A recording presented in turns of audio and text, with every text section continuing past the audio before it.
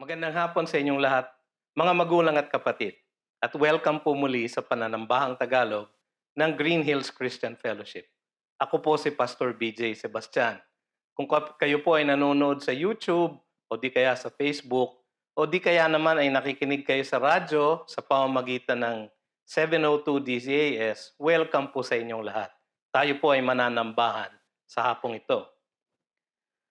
Ang sabi sa mga awit, 108, mga talatang 1 hanggang 4 ay ganito. Ang aking puso ay tapat, O Diyos. Ako'y aawit. Oo, ako'y aawit ng mga pagpuri ng aking kalwalatian.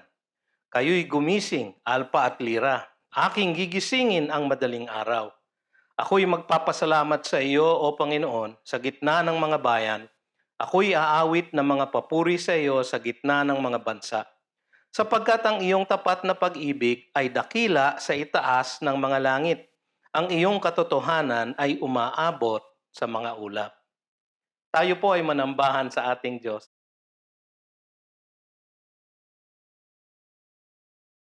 Magandang araw po sa inyong lahat. Ako si Liboy, isang missionary, at ako ay nagpapasalamat sa pagkakataong makapagbigay papuri at karangalan sa ating Panginoon na kasama kayo dahil ngayong 2020 ay ang aking ika-30th year ng pagiging missionary at ang GCF ay naging kasama ko mula pa noong araw. Actually, bago pa nagsimula ang aking missionary journey ay parte na ng buhay ko ang GCF dahil ako ay naging kasama sa Sunday School at Youth Ministry. As I look back, meron pong 3 bagay na nais kong pasalamatan at bigyang karangalan ng ating Panginoon. Una po ay ang kanyang relentless pursuit o walang sawang pagsuyo sa aking puso upang ako ay matutong maging isang tunay na tagasunod niya o disciple. Nakikita ko po ito sa grasya at kapatawaran na patuloy kong nararanasan mula sa kanyang salita at sa kapwa mananampalataya. Kung hindi po dahil sa habag ng ating Panginoon ay wala ako dito upang magpatotoo. Ang kanyang pagsuyo ay patuloy ko pong nakikita sa kanyang mga tinuturo sa aking buhay. Katulad na lamang ng kanyang pag-udyok sa akin na mas maging discerning o mas alamin ang kanyang kagustuhan at hindi lamang ako magtiwala sa aking sarili, sa aking mga training at sa aking 30-year ministry experience. Kaya po pwedeng sa panlabas, mukhang sumusunod ako sa kagustuhan ng Diyos. Halimbawa sa pagbibigay ng mensahe. Pero sa panloob, sarili ko lamang palang kagustuhan ang aking sinusunod. Katulad na lamang na mag-impress ng mga tao at hindi talaga ang magbahagi ng kanyang salita at ng nasa puso ng ating Panginoon. Hindi po guarantee na kapag ang isa ay nasa full-time ministry ay magkakaroon ng naagad ng godly life or magiging mature spiritually na. Ang pride, entitlement, living a double life, and other subtle sins can creep in if not for the mercy of God and help of friends and partners in ministry. May mga panahon pong gusto ko nang mag-give up dahil sa mga demands ng ministry at mga struggles ko sa buhay. Pero hindi po ako iniwan ng Panginoon. Sa tuwing nais kong talikuran ng Diyos, gumagawa po siya ng paraan para maalala ko ang kanyang malalim na pagmamahal sa akin sa pamamagitan ng salita niya o kaya ng mga kapwa mananampalataya. Tunay nga pong ang Panginoon ay mahabagin at matulungin, hindi madaling magalit at sagana sa pagmamahal. Pangalawa, nais ko pong i-honor ang Panginoon dahil sa kanyang abundant resources para sa kanyang gawain. Bilang isang Christian worker na umaasa sa suporta ng iba, never po akong nagutom o nagkulang sa aking mga pangangailangan. Pero hindi lang po ito tungkol sa mga bagay na pinansyal. Nandyan din ang saganang talento at expertise ng mga kapwa mananampalataya na nagbabahagi ng kanilang karunungan para maiproklama ang salita ng Diyos sa epektibong paraan. Katulad na lamang ng mga researchers, musikos, scriptwriters, IT people at marami pang iba. Marami tayong nagawang online outreaches at training nitong panahon ng lockdown dahil sa tulong ng mga may expertise sa IT at iba pang bagay. Pero marami pa pong dapat gawin. Ang gawain ng Panginoon lalo na sa online ay nangangailangan pa din po ng mga programmers, app designers, web and content developers, even game developers para matugunan ang mga pangangailangan ng tao. Katulad na lamang ng paggawa ng digital space for college students kung saan silang pwedeng makakilala ng mga kapwa freshmen at mga Kristiyano na pwedeng maging positive influence sa kanila. O kaya ang paggawa ng mga online training tungkol sa alternative livelihood para sa mga taong nawalan ng trabaho. O mga apps para tugunan ang emotional at mental health. O kaya mga online games para makapagbigay ng positive impact sa mga kabataan. Kung kayo po ay may talent o expertise sa mga bagay na ito, I invite you po to contact our church or other mission groups para mag-volunteer. The harvest is plenty. Ikatlo, nais ko pong bigyan karangalan at pasasalamat ang Panginoon dahil sa rare privilege o pambihirang pribileyo na binibigay niya upang mamalas at magkaroon ng napakaliit na bahagi sa pagbago niya ng buhay ng mga tao. Katulad na lamang ni Third, isang taong mapagmahal sa ating bayan, na nakilala ko noong siya ay estudyante pa lamang. At ako ay nabigyan ng pagkakataon upang matulungan siyang lumago sa kanyang pananampalataya. Nakita ko rin ang kanyang pag-backslide dahil sa mga unhealthy relationship. At naipamalas din sa akin ng Panginoon ang kanyang struggle sa workplace to live out his Christianity in the workplace. Pero nakita ko rin kung paano siya baguhin ng Panginoon mula sa pagiging isang self-centered na to become a loving and very generous husband and father. At ngayon po siya ay isang tunay at tapat ng tagasunod ni Kristo. Si Roland, isang grocery shopper at delivery man na nakilala ko sa panahon ng lockdown. Ang aming pagiging kaibigan ay hindi maganda ang naging simula dahil sa sobrang singil niya sa akin sa mga pinabili ko na wala naman siya magandang rason. But God led me to avail of His services again at nagkaroon po ako, nabigyan ako ng pagkakataon na maibahagi si Kristo sa kanya, mahikayat siyang magbasa ng Biblia at dumalo ng isang lokal na simbahan. At ngayon po, mas tapat na siya sa kanyang mga transaksyon. Lubos po ang aking pasasalamat sa Panginoon sa mga pribilehiyong binibigay niya upang ma-witness ang kanyang gawa sa pagbabago ng buhay ng tao. At ako po ay umaasa sa patuloy na ako'y makaranas ng kanyang grasya, pagsuyo, habag at pagmamahal habang ako ay patuloy na magsisilbi sa kanya. Loobin ng Diyos at magsilbi sa kanya na kasama kayo, GCF family. Salamat po sa inyong suporta. At patuloy nating kilalanin ang ating Diyos at ipakilala siya sa iba.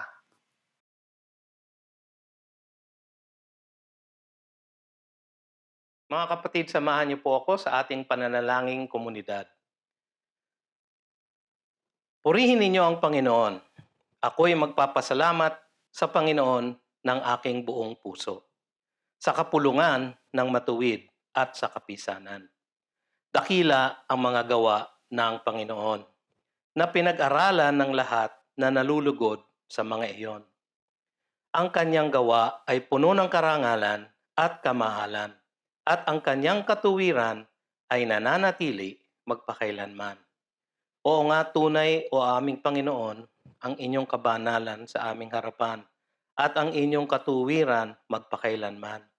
Dahil po dito, talus po namin ang aming mga pagkukulang sa iyo. Kaya kami po ay lumalapit at humihingi ng tawad sa inyo sa karapatan lamang ni Jesus na siya namang nagbuhos ng kanyang dugo sa bundok ng Kalbaryo upang patawarin ang aming mga kasalanan, Panginoon. At dahil dito alam namin na meron kaming katiyakan na pagpapatawad magmula sa iyo. Maraming salamat, Panginoon, sa kapatawaran na ito at sa iyong kahabagan at katapatan sa amin. Panginoon, marami kaming ipagpapasalamat sa iyo sa hapong ito, ang iyong araw-araw na paggabay sa amin at proteksyon, ang iyong pagbibigay ng lahat ng aming probisyon at tinatangkilik sa tuwi-tuwi na, ang iyong tapat na paghihikayat sa amin kung kami ay nagugulumihanan. Maraming salamat po sa lahat ng mga ito.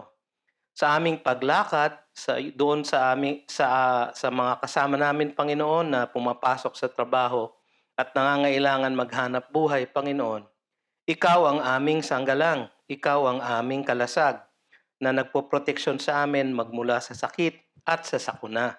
Maraming salamat, Panginoon. Idinadalangin namin, O Diyos, ang aming bansa sa hapong ito, na nasadlak na, Panginoon, sa pagkasira ng aming ekonomiya, sa pagtigil ng negosyo, sa pagkawalan ng marami ng kanilang mga trabaho at hanap buhay. Kayo po, O Diyos, ay ikiling ninyo ang inyong tainga sa amin. At kami ay umiiyak sa iyo, Panginoon, humihingi ng iyong kahabagan sa aming bansa. Tulungan niyo nga po ang aming mga pinuno, ang mga mambabatas, ang mga sundalo, ang mga kapulisan, ang mga kawaning ng mga barangay. Kayo po ang manguna sa kanila, O Diyos, at punuin niyo sila ng katalinuhan upang kanilang maisagawa ang kailangang gawin para ang lahat sa amin ay mabigyan ng lunas sa suliranin na dala ng pandemyang ito. Kayo, O Diyos, ang gumawa upang magkaroon ng katapusan ang krisis na ito. Kayo po ang magbigay ng katalinuhan, O Diyos, doon sa mga siyentipiko na nag-aaral at naghahanap ng isang vaccine o ng isang antidote o gamot para sa COVID-19. Kayo po ang mga laga, Panginoon, doon sa mga aming manggagamot at mga nurse at mga health worker, Panginoon, na nakikipagbata sa sakit na ito at sa pandemyang ito. Kayo po ang maging proteksyon nila sa kanilang pagpasok at paglilingkod sa amin sa araw-araw. Marami na, Panginoon, ang nasa banig ng karamdaman dahil sa sakit na ito. Marami na rin ang nabawian ng buhay. Kayo po ang siyang magbigay ng kaaliwan sa kanilang mga mahal sa buhay at kamag-anak. Marami din po, Panginoon, ay nasa bingit na ng kamatayan at sila ay humihiling, Panginoon, ng kagalingan magmula sa iyo. Ang lahat ng kagalingan, Panginoon, ay nagmumula lamang sa iyo. Kaya sa iyo kami lumalapit at nananalangin. Alam din namin, Panginoon, na kayo ang may hawak sa pandemyang ito. Kayo ang may alam ng lunas na kailangan para sa pandemyang ito ay huminto. Kaya sa iyo kami lumalapit at nananalangin. Pagpalain mo, Panginoon, ang lahat ng gawain namin dito sa Green Hills Christian Fellowship. Ang mga growth group at fellowship group, ang mga Bible study, ang mga counseling, Panginoon, ng mga kasama namin, ng mga kaanib at mga kasama namin nagwo-worship dito sa GCF na ngayon ay nanghihinaan ng loob, nagkakaroon ng mga sakit. Nawa, Panginoon, ay banalin mo ang lahat ng aming mga pagsisikap na sila ay matulungan, na sila, Panginoon, ay tumawag sa iyo sa pananalangin at sa tuwi-tuwi na ay magbasa ng iyong banal na salita upang sila ay magkaroon ng kaaliwan, O Diyos. Kayo po ang umaliw sa kanila. Kayo po, Panginoon, ang maghikayat sa kanila na magpatuloy sa kanilang pananampalataya sa iyo. O Diyos, kayo ang aming pag-asa, kayo ang aming sinasamba, at nawa ang lahat ng sangkap ng aming pananambahan ngayong hapong ito ay maging para sa iyo, sa iyong kalwalhatian lamang. Lalong-lalo na, Panginoon, ang pangangaral ng iyong banal na salita ngayong hapon na ito. Kayo po, Panginoon, ang tumanggap ng lahat ng aming papuri sa pangalan ni Jesus. Amen.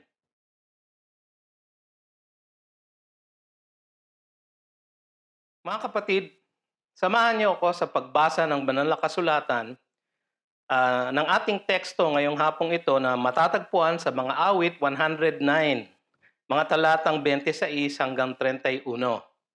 Psalm 109:26 to 31. O Panginoon kong Diyos, tulungan mo ako. Ayon sa iyong tapat na pag-ibig, ako ay iligtas mo. Hayaan mong malaman nila na ito'y iyong kamay. Ikaw, O Panginoon, ang gumawa nito. Hayaang sumumpa sila, ngunit magpala ka. Kapag sila'y bumangon, sila'y mapapahiya. Ngunit ang iyong lingkod ay magagalak. Ang akin nawang mga kaaway ay masuotan ng kawalang dangal. Mabalot nawa sila sa kanilang kahihiyan na gaya ng isang balabal.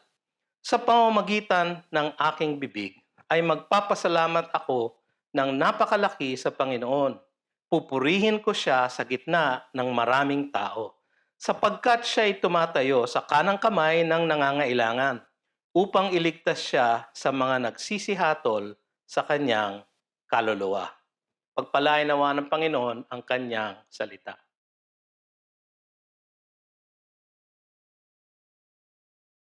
Mga kapatid, tayo po ay dadako ngayon sa pag-aaral ng salita ng Diyos sa hapong ito. At katulad ng ating binasa kanina, tayo po ay nasa Psalm 109. Nagpapatuloy po tayo sa ating mga serye ng mga mensahe sa mga awit na saliw ng ating buhay.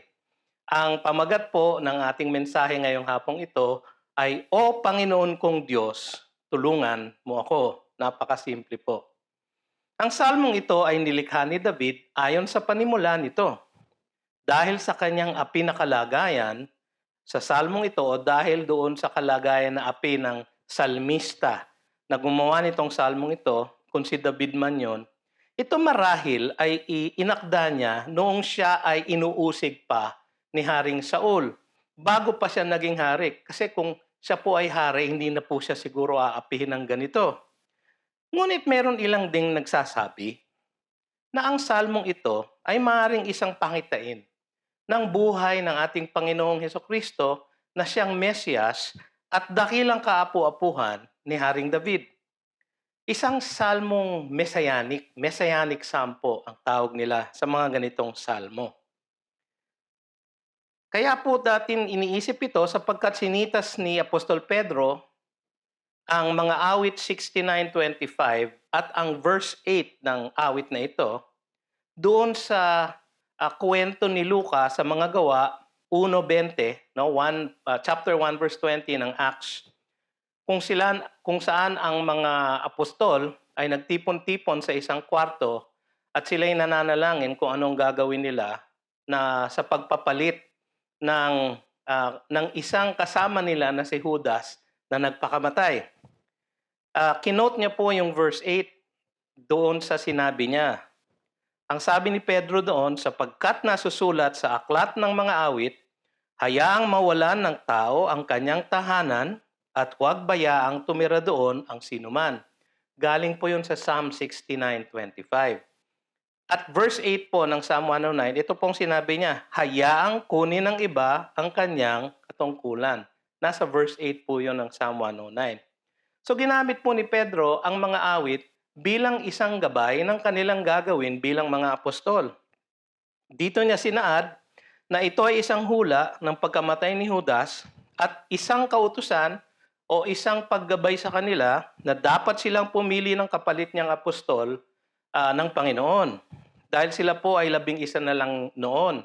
At ang sinabi po sa kanila ng Panginoon ay sila po ay mamumuno sa 12 tribo ng Israel. Pagdating ng kanyang kaharian, kulang na ho sila ng isa. So naging gabay nila ito, isa ito sa mga salmong kanilang ginamit upang maging gabay nila sa pagpili o sa pagpipili na kanilang desisyon na pumili pa ng isa na magiging apostol.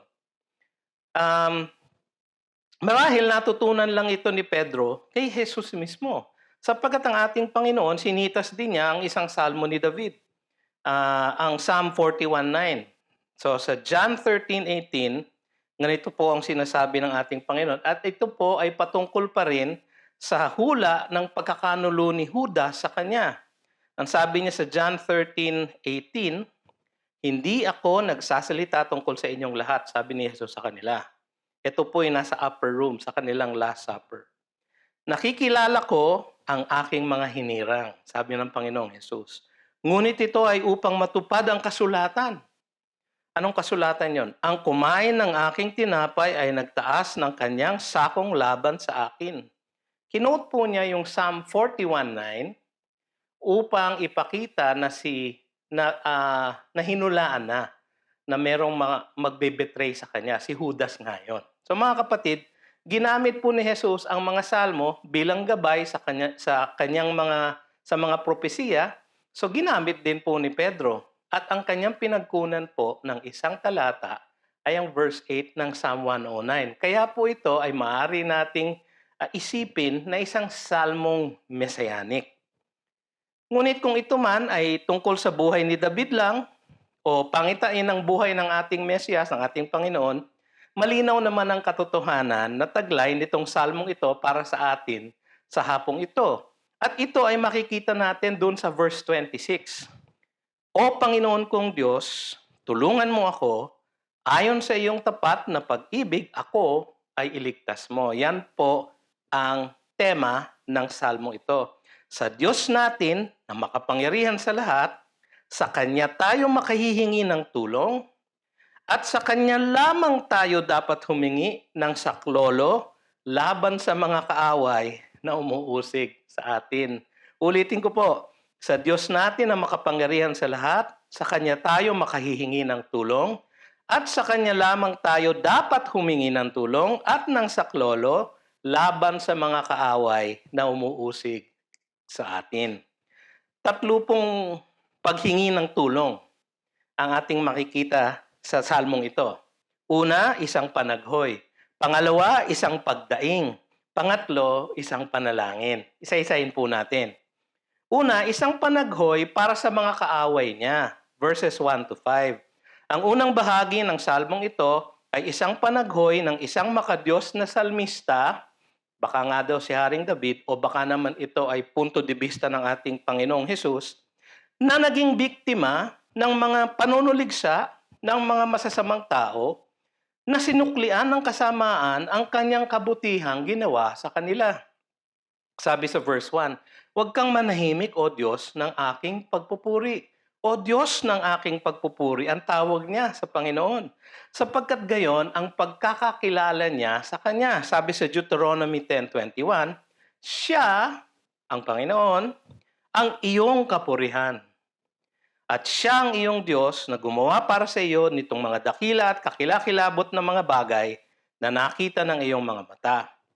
Idinaing niya sa Diyos ang tila pananahimik nito, para siyang nagrereklamo, "Diyos, parang hindi ka tumutugon sa akin." Doon sa kanyang panalangin, yung pong sinasabi ng verse 1. Alam niyo mga kapatid, mas maiksi ang pasensya natin sa kasagutan ng Diyos kapag tayo ay inuusig o may mahigpit na pangangailangan, o kapag tayo nagigipit, mas masidhi po ang ating pananalangin at mas maiksi ang ating pasensya sa kasagutan ng Diyos. Ganyan po ang nakikita natin dito sa salmista sa verse 1. Sabi siya sa verse 2, "Sapagkat ang masama at mandarayang bibig ay nabuksan laban sa akin, na nagsasalita laban sa akin na may dilang sinungaling."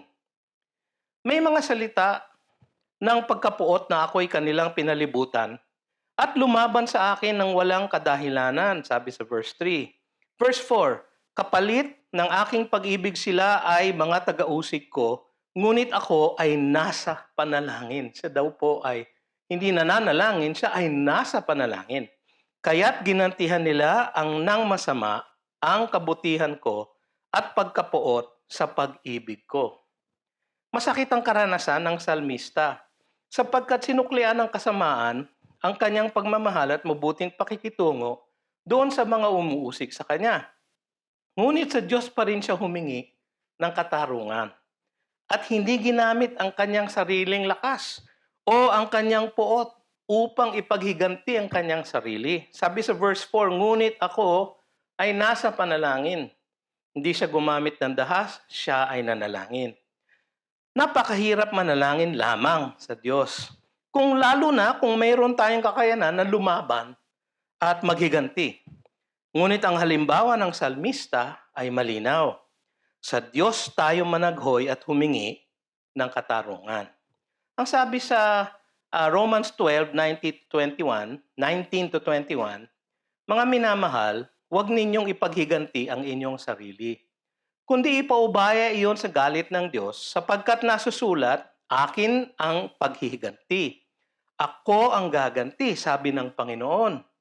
Kaya't kung ang iyong kaaway ay magutom, pakainin mo. Kung siya'y mauhaw, painumin mo. Sapagkat sa paggawa mo ng ganito ay mga baga ng apoy ang ibubuntun mo sa kanyang ulo. Huwag kang padaig sa masama, kundi daigin mo ng mabuti ang masama. Yan po ang kanyang unang paghiling. Pangalawa, meron siyang isang pagdaing. Isang pagdaing para sa katarungan. Sa verses 6 hanggang 20. So medyo mahaba po tong section na to. Ang pangalawang bahagi ng salmong ito ay isang masidhing pagdaing ng salmista sa Diyos na matanggap nawa ng kanyang mga kaaway ang nararapat sa kanila o sa kanya ayon sa katarungan ng Diyos. Sabi niya sa verse 6, pumili kayo ng masamang tao laban sa kanya at tumayo nawa ang isang taga-usig sa kanyang kanang kamay. Kapag siya nilitis, lumabas nawa siyang nagkasala at ibilang nawang kasalanan ang kanyang dalangin. Grabe, no? Naging mas personal ang panalangin ng salmista. Mula kanina na sinabi niya sila ay mga taga-usig ko, marami siyang taga-usig. Ang kanyang daing ngayon ay naging laban sa kanya. Isa na lang po o patungkol sa isang partikular na tao ang kanyang pagdadaing na ito. Inilarawan niya ang kanyang pagdaing na parang isang asulto sa korte. At hiningi niya na bigyan ng taga-usig. Yung pong salita na yon, accuser po sa Ingles. At yun din po ang ginagamit na pangalan ng ating kaaway. Satanas. Ang ibig po sabihin nun, taga-usig. Pinalangin niya, hiningi niya na bigyan ng taga-usig ang taong umuusig sa kanya. Nang ito ay lumabas na may sala. Mababanaag sa mga salita ng salmista na tiyak siya na ang kanyang kaaway ay talagang may sala at siya ay wala. Ito marahil ay tumutukoy nga sa pakikitungo ni David kay Haring Saul. Naalala nyo, hindi niya sinaktan si Saul. Kahit na inuusig siya nito at kahit na nagkaroon siya ng isang pagkakataon na gantihan nito, naalala nyo sa 1 Samuel 26 nung sila ay nasa kuweba. Hindi niya sinaktan si Saul. Isang halimbawa ito, mga kapatid, isang halimbawa ulit ito ng hindi paggamit ng sariling lakas at kapusukan sa paghanap ng hustisya sa mga umuusig sa atin. Pero malalim ang hinanakit dito ng salmista sa kanyang kaaway. Pakinggan niyo po yung mga talata. Verse 8, maging kakaunti nawa ang kanyang mga araw. Kunin nawa ng iba ang kanyang katungkulan. Yun po ang kinote ni Pedro sa Acts 1:20. Ang kanyang mga anak nawa ay maulila at mabalo ang kanyang asawa. Magsilaboy nawa ang kanyang mga anak at mamalimos at hanapin nila ang kanilang pagkain sa kanilang mga guhong tahanan. Samsamin nawa ng nagpapautang ang lahat niyang kayamanan, nakawin nawa ang mga bunga ng kanyang paggawa ng mga dayuhan. Wala nawang maging mabait sa kanya, ni maawa sa kanyang mga anak na naulila. Maputol nawa ang kanyang susunod na lahi. Mapawi nawa ang kanyang pangalan sa ikalawang salinlahi. Maalala nawa ng Panginoon ang kasamaan ng kanyang mga magulang, huwag nawang mapawi ang kasalanan ng kanyang ina. Malagay nawa silang patuloy sa harapan ng Panginoon at maputol nawa ang kanyang alaala mula sa lupa. Ang dalangin niya po, in summary po ay, Panginoon, kunin mo na siya. Ganun po kasidhi ang kanyang pagdaing. Ang hinihingi niya rito ay ang pagsumpa ng Diyos, hindi lamang dun sa kaaway niya, kundi sa kanyang buong pamilya at sa kanyang buong salinlahi. Ngunit hindi dapat managot ang mga anak sa kasalanan ng kanilang mga magulang ayon sa batas. Sabi sa Deuteronomy 24:16, Ang mga magulang ay hindi papatayin dahil sa mga anak. Ni ang mga anak ay papatayin dahil sa mga magulang. Bawat tao ay papatayin dahil sa kanyang sariling kasalanan. Maliban na lang siguro kung kasabwat ang lahat ng idinadalangin ng salmista. Yung lahat ng kasambahay at salinlahi nung kaaway niya. Kung maliban na lang kung sila lahat ay may kasalanan talaga at kasama sila sa kasalanan ng kanilang ama. Sabi kasi sa Exodus 34:7, ang Diyos nung kanyang inilalarawan ng kanyang sarili kay Moises, sinabi niya, ngunit sa anumang paraan ay hindi tuturing na walang sala ang may sala. Na dinadalaw ang kasamaan ng mga ama sa mga anak at sa mga anak ng mga anak hanggang sa ikatlo at ikaapat na salinlahi. Gayon daw po ang katarungan ng Diyos. Ngayon, mahirap nating matiyak ang tunay na konteksto ng mga salitang binitawan ng salmista dito. Kung titignan natin ito na patungkol lang sa buhay ni David at ang kaaway niya dito ay si Saul, maaaring ang may karapatan nga si David na humiling ng ganitong sumpa sapagkat sinumpa na ng Panginoon si Saul at ang kanyang buong sambahayan sa 1 Samuel 15. Alam ni David yon. Kung ito naman ay titignan natin na isang pangitain ng buhay ng ating Panginoong Hesukristo, lalong may karapatan naman ang ating Panginoon, ang ating Mesiyas, na anak ng Diyos, na humiling ng ganitong katarungan para sa kanyang kaaway, sapagkat ang lahat ng kaaway ng Diyos ay tiyak na sumpa. Pero mga kapatid, wala sa atin ngayon ang may ganitong pagkakataon o kakakayanan man na matiyak ang sala ng ating mga kaaway. Hindi po natin kaya gawin yon. At hinimok na tayo ng Panginoong Hesus na huwag maging marahas sa ating paghuhusga. Saan kamo niyo yun? Sa Matthew 7, verses 1 to 3. Huwag humatol upang hindi kayo mahatulan. Sapagkat sa hatol na inyong ihahatol ay hahatulan kayo at sa panukat na inyong susukat ay susukatin kayo. Bakit mo nakikita ang puwing na nasa mata ng iyong kapatid, ngunit hindi mo pinapansin ang troso na nasa iyong sariling mata? Ang pinagbabawal po dito ay yung maling paghusga, yung marahas na paghusga, yung pong walang pag-iisip na paghuhusga, yung pong paghuhusga na kulang ang impormasyon. Mga kapatid, marami po tayong mga sitwasyon ngayon na ganyan na hindi natin nalalaman ang lahat. So hindi dapat tayong nagiging marahas sa ating paghuhusga. Paano naman ang gagawin natin sa ating mga kaaway? Ang sabi sa atin ng Panginoon, ang una natin dapat gawin ay mahalin ang ating mga kaaway. Ulitin ko po, mahalin ang ating mga kaaway. At ipanalangin ang mga umuusig sa atin. Saan po ninyo nakita yung pastor? Sa Luke chapter 6, 27 to 28. Subalit sinasabi ko sa inyo na mga nakikinig, ibigin ninyo ang inyong mga kaaway. Malinaw po, no? Gawan ninyo ng mabuti ang mga napopoot sa inyo.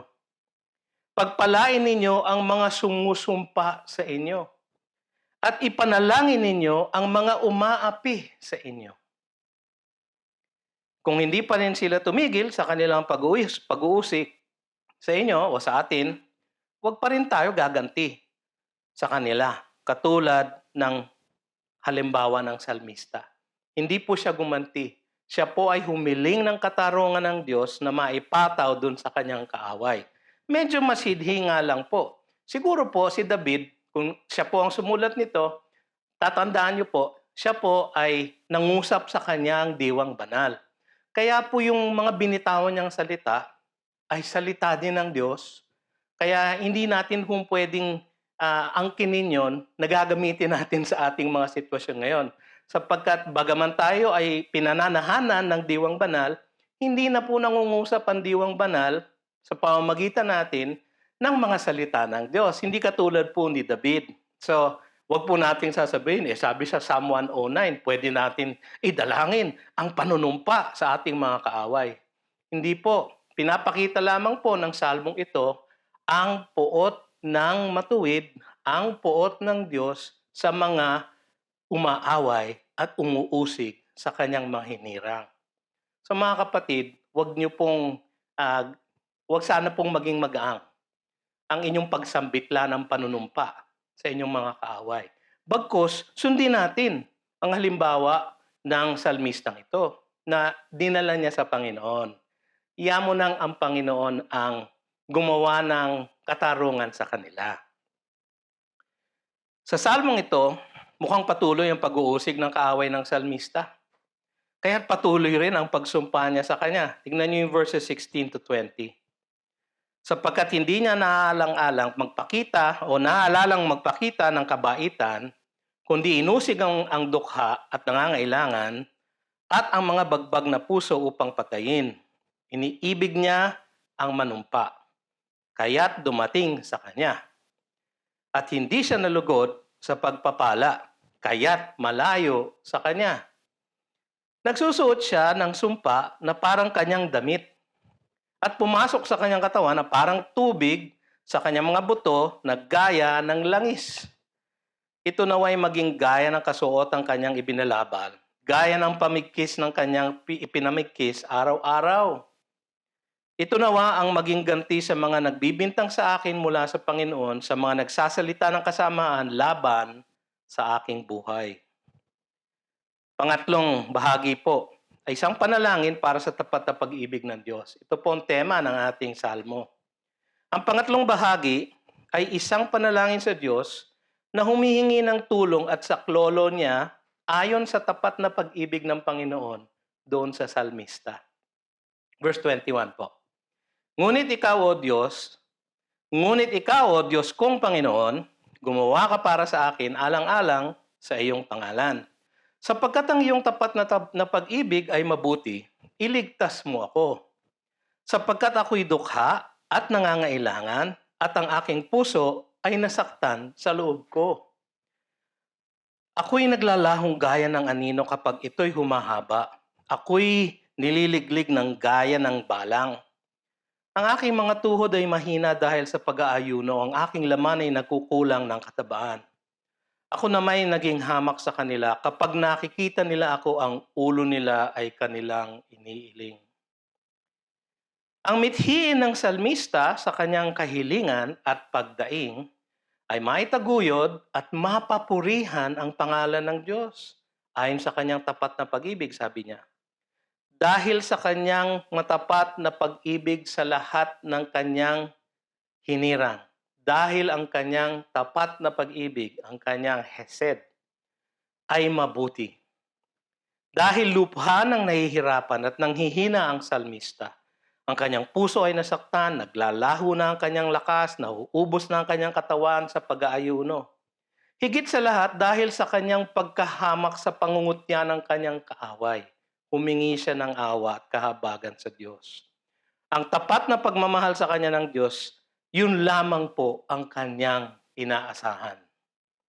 Ang dalangin umaasa sa katiyakan na gagalaw ang Diyos upang maitaguyod niya ang katapatan ng kanyang pagmamahal sa kanyang mga hinirang ay dalangin tiyak na tutugunin ng Diyos. Hindi dahil sa kapakanan ng humiling, kundi dahil sa kanyang pangalan.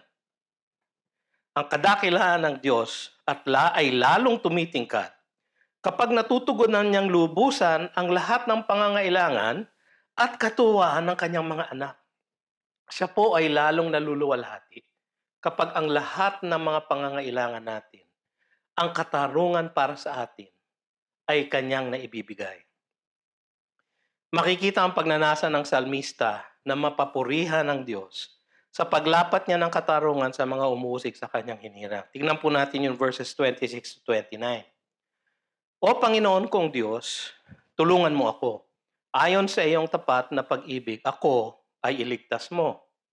Hayaan mong malaman nila na ito'y iyong kamay. Ikaw, O Panginoon, ang gumawa nito. Hayaang sumumpa sila, ngunit magpala ka. Kapag sila'y bumangon, sila'y mapapahiya. Ngunit ang iyong lingkod ay magagalak. Ang akin nawang mga kaaway ay masuotan ng kawalang dangal, mabalot nawa sila sa kanilang kahihiyan na gaya na ng isang balabal. At sa huli, ang pasasalamat niya ay gayon na lamang nakaukol sa pagtugon ng Diyos at pagsaklolo niya sa Kanya na nangangailangan. Verses 30 and 31. Sa pamamagitan ng aking bibig ay magpapasalamat ako ng napakalaki sa Panginoon.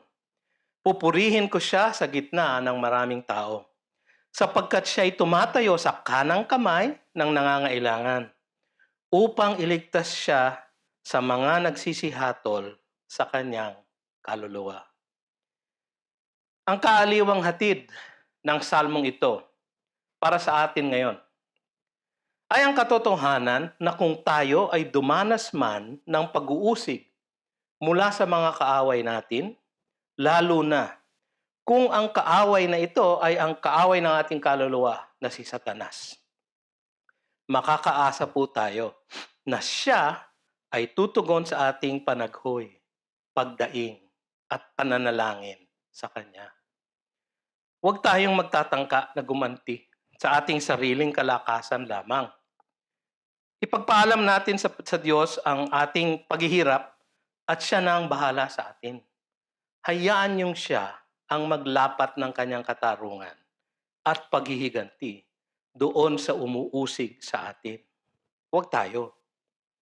Huwag tayong maging marahas sa ating paghuhusga ng mga umuusig sa atin.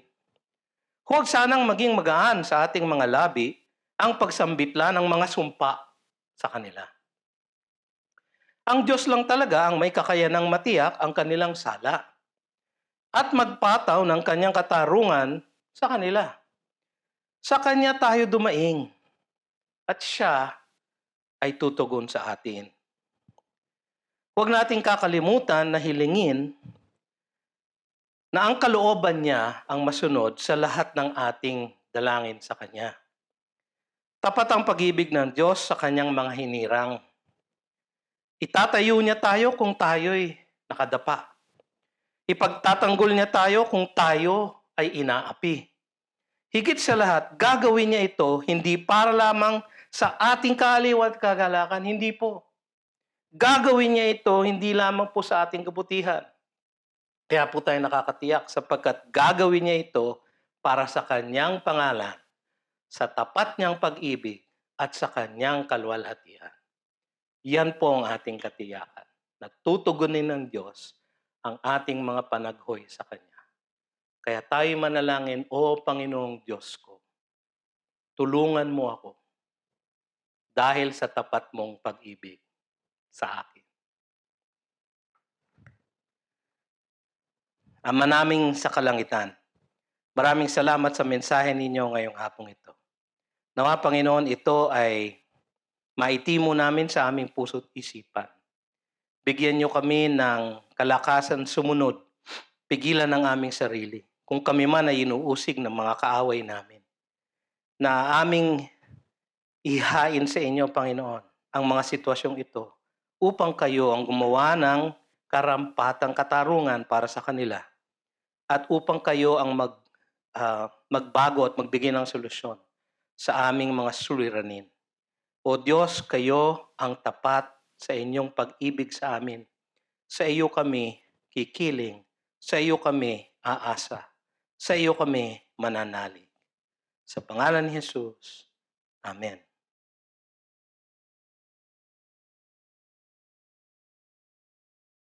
Mga kapatid, samahan niyo ako sa isang panalangin na pangwakas.